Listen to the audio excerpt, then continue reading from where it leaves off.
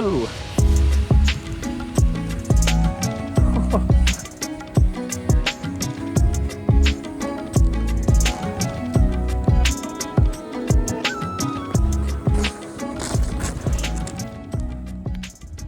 All right, welcome to Ski Resort Review Time. I'm gonna look back at my top 10 ski resorts from last season. So right now it's mid-October, so next ski season is just right about around the corner. About one more month to go until we'll have enough snow to ski up in the mountains. Now, right now I'm just kind of up in the mountains here, elevation about 6,000 feet, so no snow here right now. We've gotten snow at about 8,000 feet and above now 3 or 4 times, so snow is coming, but not quite here yet. Definitely not enough to actually ski yet. So top 10 ski resorts. So I'm based here in Utah, and I'm gonna call this the top 10 resorts in the, I guess, Intermountain West region. So I didn't travel too far, but I was able to make it to 10 different places to ski last year. So a little bit about myself. This is gonna be my third season skiing, or 2022-2023 was my third season skiing. And I would consider myself an advanced skier. I won't say I'm an expert skier, but I would consider myself an advanced skier. I can do all the black diamonds, the double black diamonds, go downhill, go through all the trees, all that kind of stuff. I also have my own setup. So all my own gear, I probably am about $500 into that gear between skis, boots, poles, clothes, stuff like that. If you don't have that gear, it's going to be an extra cost either for season rentals or for daily rentals from the resorts themselves. So for this year, I was fortunate enough to be able to purchase 2 ski passes. The first pass was exclusively for what we call Beaver Mountain Ski Resort outside of Logan, Utah. And as a student at Utah State University, I was able to get a discount and paid, I think, about $350 for that season pass. Now that's a completely unlimited season pass, no blackout dates. You can ski any day you want, all day long. The other pass that I purchased was called the Icon Pass. Now the Icon Pass is a multi-mountain pass. I think there's like 30 or 40 different mountains resorts throughout the entire world that you can use the pass on. As a student, I was able to purchase that for $669, which is an absolutely incredible deal considering some of the resorts I'm going to talk about are upwards of $200 to $250 a day. So I paid $669 for the entire season, no blackout dates. So all in all here, I paid about, I think it was about $1,094 if I do my math correctly, somewhere in that range, about $1,100. So I paid $1,100 in passes, and I was able to ski for 42 days this year. So 42 days at $1,100, you do that math, break that math out, I think I was skiing for less than $25 a day by the end. So in my opinion, very much worth it. That being said, buying a ski pass is expensive, especially if you don't have a student discount. I think without the student discount, the Icon Pass is almost double that price. The Beaver Mountain Pass is like 50% more than that price. So if you're going to buy the Icon Pass, I would recommend that you live in an area where there's a high concentration of Icon resorts. Utah, right? So every single resort I'm going to talk about except Beaver Mountain Resort is available on the Icon Pass. So a super convenient way. If you live in Nebraska or out east, I probably wouldn't recommend buying the Icon Pass. It's just not going to be worth it for you. But if you live in Salt Lake City, for example, you've got Deer Valley, Brighton, Solitude, Snow Basin, Alta, Snowbird. That's 7 resorts right there, all within an hour's drive, all on the same pass. So it represents an incredible value for you. So when I purchased these passes, little did I know that this year was going to be a record-setting year for snow in Utah. Like, we received more snow this year, rather this past snow year, than we have in the entire recorded history of snow records. Like Alta Ski Resort, for example, which tends to get the most snow, broke their all-time season record. They received over 900 inches of snow. So that's over 75 feet of snow. Absolutely insane. So I was really lucky to purchase these passes in a year that was honestly the best snow year ever, right? I was able to ski 42 days in the best snow year ever.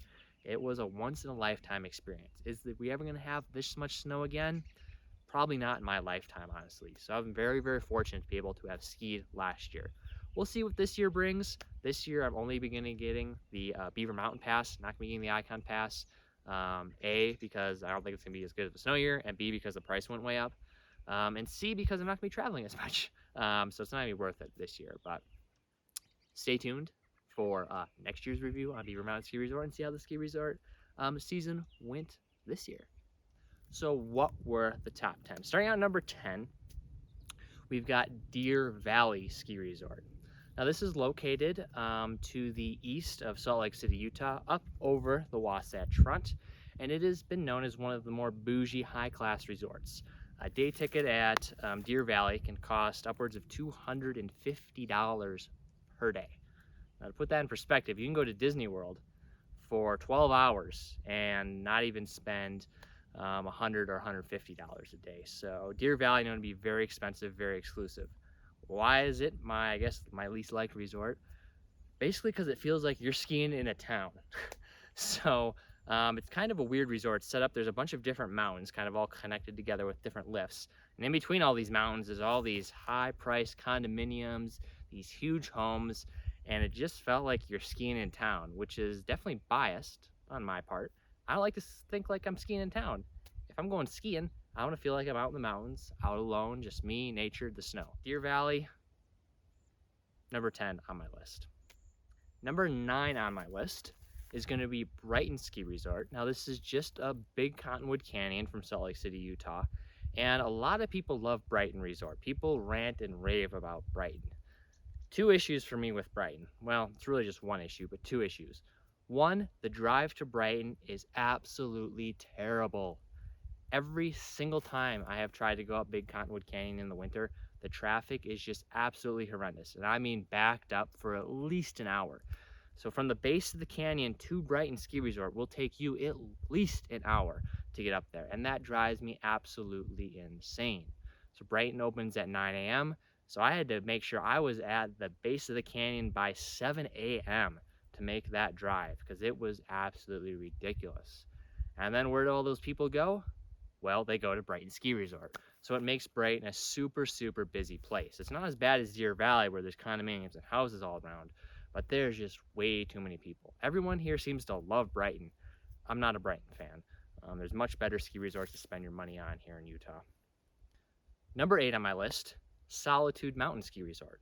Now Solitude is actually located just next to Brighton Ski Resort, also up Big Cottonwood Canyon. So it really suffers from the same issues that Brighton does. Now the resort itself, one, you have to pay for parking there, which most resorts don't need you to pay for parking. So that's kind of a drawback for that. But you suffer from that same line of cars going up Big Cottonwood Canyon to get to Solitude Mountain Ski Resort. Now it's a little bit better than Brighton because it's before Brighton. So it once took me a half hour to go the 3 miles from Solitude to Brighton because traffic was just like, I could have walked faster than that. It was ridiculous. So Solitude coming in at number 9. It's a decent ski resort, but getting there and then having to pay for parking to boot. You don't really have to pay for parking if you have like, I think 3 or more people in your car. But if you're just alone or going as a couple, it can be difficult to get to Solitude. So not a fan of the Big Cottonwood Canyon ski resorts. Now, unfortunately, I don't have any footage from Solitude Mountain Ski Resort. That was before I was kind of planning this video and thinking that I need to gather a bunch of footage. So I went there with some friends kind of early in the season. It was actually, I think, the first ski resort that I went to of the year. So that was kind of cool. We got to go there like mid-November. So to be able to ski somewhere that early is a pretty cool experience regardless. All right, number 8 on my list, we've got another Salt Lake area ski resort, and that is Alta Ski Resort. Now, Alta Ski Resort is located south of Brighton and Solitude, and it's in what's called Little Cottonwood Canyon. Now, from my experience, Little Cottonwood Canyon doesn't really suffer from as many of the traffic problems as Big Cottonwood Canyon. Again, this is just my own personal experience. Your mileage may vary, but Little Cottonwood Canyon seems to be a little bit better in my opinion. Now, Alta is a great ski resort. It's also one of those really kind of bougie, high-class ski resorts. So Alta, along with Deer Valley, only allow skiing at the resorts. No snowboarding, only skiing. So that does help kind of cut down a little bit on the crowds at Alta, but it's a super expensive resort. The base facilities are not really that great. So it's definitely one of the oldest ski resorts. And it kind of shows its age, to be honest. Now they got a couple nice lifts here and there, but their lodge is pretty, let's just say 1970s, 1980s-ish. Base facilities aren't that great. It is a super steep mountain. So Alta isn't really for, I would say, families to go to. Yeah, there's a couple little family-ish areas, but for the majority, that mountain is steep. You got to be knowing what you're doing when you go to Alta Ski Resort. So it can be super fun for an advanced skier, like myself, but for families and smaller children, Alta's not really the greatest. That being said, Alta is known to have some of the greatest snow in Utah, perhaps even in the entire country at Alta Ski Resort. Just so light, so fluffy, so powdery. Number 6 on my list, we have the neighboring resort to Alta, and that is Snowbird Ski Resort. So Snowbird Ski Resort, also up Little Cottonwood Canyon. And I really like Snowbird. Of all of the resorts kind of in that, I guess we'll say the Wasatch Front, the Salt Lake area, Snowbird is definitely my favorite. It's an interesting resort where it's kind of on two sides of the mountain. So they have like the main face, like all the main resorts do. But then they also have another side called Mineral Basin. That's actually really fun. Snowbird is a bigger resort in my opinion. At least it has more skiable terrain. It also has a good variety of terrain. It has a nice tram that'll take you from the bottom all the way up to the top at about 11,000 feet. And Snowbird is also known to be open for about the longest time of all the ski resorts. So I was able to ski at Snowbird Ski Resort on May 28th. Yeah, you heard me, May 28th, almost June. And I was still able to ski at Snowbird. Yeah, it wasn't powdery snow, but the upper lifts were still open. I was able to ski at Snowbird. Snowbird, I really like. I think I went there 3, possibly 4 times over the season. And yeah, of all those kind of core resorts that are right in Salt Lake, Snowbird is definitely my favorite. Number 5 on the list, we've got Jackson Hole Ski Resort. Now, Jackson Hole Ski Resort, located just outside of Jackson, Wyoming. So not in the Salt Lake area. This is actually north of Utah in Jackson, Wyoming. And Jackson is a super fun resort. It's not one of the cheaper resorts, that's for sure. So you're gonna be paying, I think the day I was there, they were charging $220 a day ticket for Jackson. But Jackson's really cool. So you get to ski just south of Teton National Park. And the vertical drop at Jackson Hole is huge. Like it's over 4,000 feet. You think Alta is steep. Yeah, Alta has some steep parts and things, but Jackson Hole is just steep all the way. It is insane. Super fun. I was able to spend 2 full days there at Jackson Hole. Really enjoyed it. The tram that takes you from the base all the way up to the summit is absolutely incredible. I think it holds like 100 people and takes like 9 minutes to get to the top. And the ski down from the top, I probably did that maybe half a dozen times. It is just absolutely insane. I was there. There was plenty of snow around. It was a very enjoyable experience. The one drawback to Jackson Hole that doesn't really get it much higher up the list is the parking issue. So Jackson Hole, you also have to pay for parking, unless you park in what they call the Stiltston lot, which is located about, oh, I don't know, 8-10 miles south of the resort. So you can park there for free and then just take one of their shuttle buses up to the ski resort, which is all free and everything, but then you don't have your car there and you have to kind of carry anything that you want with you, which is a little bit of a drawback unless you want to rent a locker or something. I didn't do any of that. But yeah, that's a drawback there. And then if you want to try and travel to Jackson and you want to stay overnight, you got to get a hotel. Trying to find a place to stay overnight, let's just say winter camping, very difficult in Jackson. You can't park on any of the streets during the winter. There's a few loopholes to get around to be able to stay in town. I won't go into those here. You can research those on your own. I was able to find some, but very difficult to find a place to stay in Jackson during the winter. But the ski resort, absolutely fantastic. Love Jackson Hole. Alibi to being a little pricey. All right, we're getting to the top ones here. Number 4 on my list is going to be Sun Valley Ski Resort in Sun Valley / Ketchum, Idaho. So this is located near the Sawtooth Mountain Range in, I guess it would be central Idaho, north central Idaho, something like that. I was able to be here during a huge snowstorm, and I mean like multiple feet of snow, which Sun Valley doesn't usually get. So Sun Valley is one of those resorts that they have a lot of snowmaking equipment, which is one of the reasons it doesn't get to my top spot. It kind of honestly blew me away how much snowmaking equipment there was, and it was kind of actually annoying. Like you're out in the middle of nowhere when you're in the resort, but then you just see snowmaking machine, snowmaking machine, snowmaking machine. They've got hundreds of them. It's absolutely ridiculous. So that kind of takes away from the aesthetic a little bit, which is unfortunate. When I was there, they definitely didn't need those at all. There was plenty of fresh powder, plenty of fresh snow. Sun Valley is also kind of like Alta and Jackson, where it's a really steep resort. So there's two kind of sides. Well, I guess there's three areas. There's two sides. There's a base side at what's called Warm Springs, and then there's a base area at what's called River Run. The base area at Warm Spring, that is super steep. Long, steep, continual downhill. It's a quad wrecker. It's super fun, but you got to be prepared for some steep skiing if you're going to go to Sun Valley. It's a pricey resort. We're going to be talking about $200+ a day here, but the lodge facilities are super nice. So Sun Valley is owned by the same company that also owns Snow Basin. Hint, hint, that's coming up. And their lodge facilities are really, really, really nice. It's a little bit easier to park and camp overnight in Ketchum, Idaho than it is in Jackson.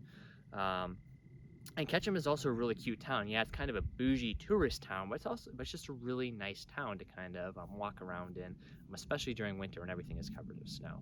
So Sun Valley, yeah, I would say it's worth the hype. It's pretty cool to ski at if you're able to afford to go up there. Number 3. It's actually not a ski resort, but actually I'm going to consider number 3 ski experience going to be backcountry skiing. Now, backcountry skiing was something that I definitely had never done before, but I wanted to do it just kind of here outside of where I live. So I rented some backcountry skis. You need special skis that have a free heel. You have to have skins on the bottom so you're able to kind of ski uphill. It was super fun. When I did it, it was cold. It took a long time. I was, I think, moving like 45-50 minutes to go 1 mile. So that was kind of a drawback. But once I got to the top and was able to ski down that whole section, that was just the most amazing thing ever. Essentially imagine like the longest ski run you've ever seen, to be able to do that all at once. And it was pretty darn awesome. And you can go anywhere, right? You do have to be concerned about avalanche and have avalanche gear and be watching out for avalanche danger. So there's no control for avalanche and everything, but the section I was in was pretty safe, and it was a really, really cool experience. Will I be buying backcountry gear? No, because that costs over $1,000. But was the experience worth it for renting? Absolutely. All right, number 2 ski resort. What's number 2? Number 2 for me is going to be Beaver Mountain Ski Resort. Now this is located up Logan Canyon outside of Logan, Utah. So it's actually my closest ski resort to me. And it's definitely a smaller resort. So they got a small lodge. We only have, I think, technically 4 lifts. So not the largest skiable area, but some of the best snow, some of the best powder that I skied the entire year. Honestly, probably the best powder was here at Beaver Mountain. So it's actually where I'm standing. It's located only about 10 miles to the north of here, and it was absolutely fantastic. Again, it's not on the same pass that I was used to be able to access all of the other ski resorts, but definitely worth it in my opinion. I skied here, I think, close to 20, if not more than 20 times over the season. Super close, only about a 35-minute drive from where I live. And yeah, the powder is absolutely amazing. So there's less crowds, awesome powder. The views are incredible. You're in the middle of the national forest here, so there's no houses or anything around. The views are great. The terrain is variable. There's some steep sections. There's some not so steep sections. I really, really love Beaver Mountain Resort. For the price and for the convenience, it is definitely a solid number 2 for me. All right, here's the moment we've all been waiting for. What is my number 1 ski resort of 2022-2023? So number 1 for me is Snow Basin Ski Resort in Ogden, Utah. Snow Basin is a really, really cool ski resort for many reasons. 1, it's the closest ski resort to me besides the Beaver Mountain one I just mentioned at number 2. So it's only about an hour drive. 2, it's got highly varied terrain. So you've got dense forests, you've got steep sections, you've got shallow sections, you've got wide open glades. Pretty much any type of terrain that you want to ski, you can ski at Snow Basin Ski Resort. Also, Snow Basin is where they hosted the 2002 Olympic competition here for Salt Lake for the men's and women's downhill skiing. So you're able to ski on the actual runs. They're called Grizzly for the men's, Wildflower for the women's, those actual runs that they skied on for the Olympics. And yeah, they're steep. They're fast and they're steep. Snow Basin is an awesome resort. The base facilities and on mountain facilities are, there's no one else compares to them. I think they were built for the Olympics, so they're not terribly old, but there's multiple lodges up on top of the mountain. There's one called John Paul. There's one called the Needles Lodge. So they have full restaurants on top of the mountains, on top of the different lifts, and also some amazing base facilities all down at the bottom. Super bougie. The bathrooms are incredible. Like, I've never been in a nicer bathroom anywhere, let alone at a ski resort. It is absolutely insane, the quality of this ski resort. They've got low speed chairs, they've got high speed chairs, they've got multiple gondolas. This year they're even putting in another lift. So Snow Basin Resort is by far my favorite. It would get about as busy as the other kind of Salt Lake ski resorts, but the drive not nearly as terrible. I don't think I was ever stuck in traffic for more than like 10 minutes going to Snow Basin. And it's much more spread out. So you're able to find all these different areas that you can ski at. All the way up at the summit, you can actually look back over towards the west down into the Ogden and Salt Lake Valley. So that's awesome. Views are incredible. Skiing is incredible. I think of all the resorts besides Beaver Mountain, Snow Basin is definitely the one I went to the most.